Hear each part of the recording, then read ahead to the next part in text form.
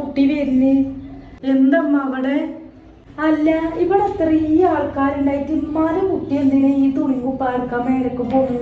ഇമ്മ, ഞാൻ ഇവിടെ അങ്ങനെ ഒരു പണിയും ചെയ്യലില്ല.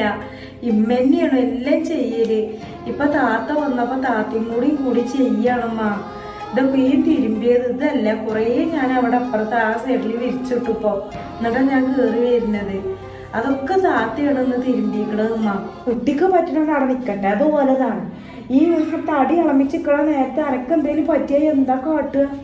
അനക്ക് ഓളെ വിട്ടൂടായി, ഓളെ വിളിച്ചാൽ എനിക്ക് വെച്ചേ. വല്ലാത്തൊരു കഥ തന്നെയാണ് ഏതായാലും നിങ്ങളത്. ഇമ്മ, എനിക്ക് ഇവിടെ യാതൊരു കുഴപ്പമില്ല, സുഖാണ്. ഒരു കുഴപ്പവും എനിക്ക് ഇവിടെ ഇല്ലമ്മ. നിങ്ങൾ എന്തൊക്കെയാണ് ഈ പറയണത്?